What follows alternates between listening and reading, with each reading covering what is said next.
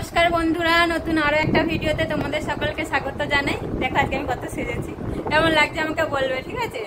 দেখো মেনলি আজকে আমার সাজার কারণ হচ্ছে আজকে আমার এক বান্ধবীর ছেলের অন্নপ্রাশন আছে, তো সেখানে আমাকে সকাল থেকে ইনভাইট করেছে। তো অন্নপ্রাশনেরও কিছু রিচুয়ালস থাকে, সেগুলো তোমাদের সাথে দেখাবো।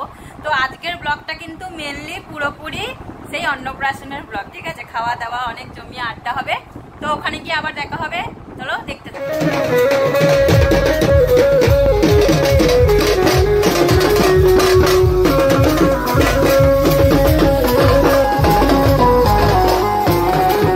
এই হচ্ছে আমার বান্ধবীর ছেলে, ওর আজকে মুখে ভাত। তো এই জায়গাটা পুরো কিভাবে ডেকোরেট করা হয়েছে তোমাদের একবার দেখিয়ে দিলাম।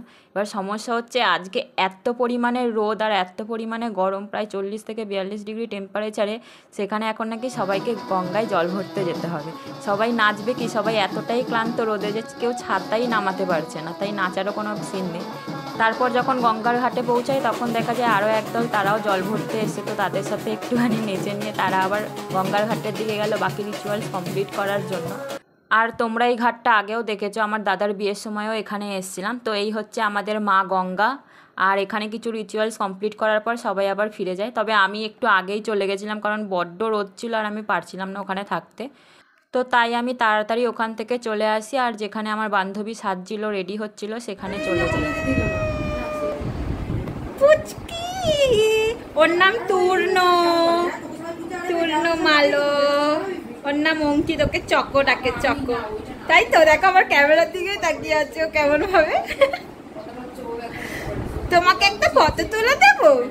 হ্যাঁ, এই নাও ফটো তুলে, এইভাবে। এবারে আমার বান্ধবীর রেডি হতে হতে ওদিকে তার ছেলের জন্য যে স্নান করাবে সেই গাবলাও মোটামুটি রেডি হয়ে গেছে। এরপরে কিছু ফটোশ্যুটের সিন ছিল, তো সেখানে ফটোশ্যুট করা হলো, আর আমি একটা ছোট্ট করে ক্লিপস তোমাদের দেখিয়ে দিলাম। তো এরপর স্নানের জন্য ওকে বসানো হয়েছে, আর ও তো ভীষণ খুশি, দেখো কেমন জলগুলোকে নিয়ে খেলা করছে। এরপর ওর গায়ে হলুদ আর স্নান করা যেই হয়ে যায়, তারপর আমি বাড়ি চলে আসি, কারণ ওখানে ভীষণ রোদ ছিল, তাই জন্য আমি আর ওখানে থাকতে পারছিলাম না।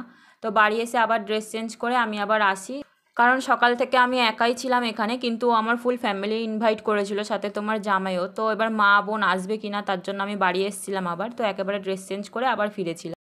আমি আবার ড্রেস চেঞ্জ করেছি।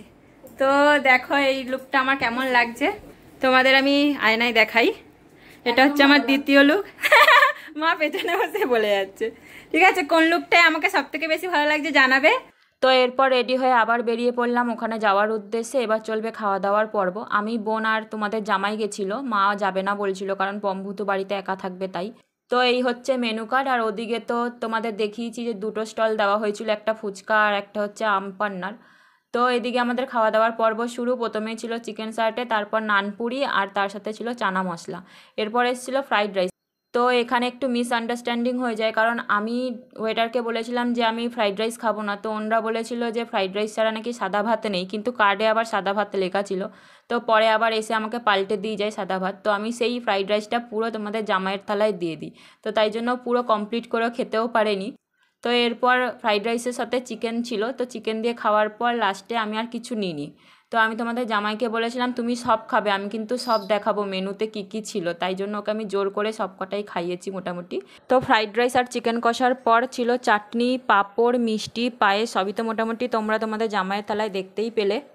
আর আমি তো তোমাদের জামাইকে বারবার বলছিলাম যে তোমার থালাটা একবার দেখো আর আমার থালাটা দেখো, তো ওই জন্য আমাকে বলছিল আমার থালা দেখিও না, কিন্তু আমি বারবার দেখাচ্ছিলাম, আর আমি এক প্রকার জোর করে ওকে সব খেতে বলছিলাম।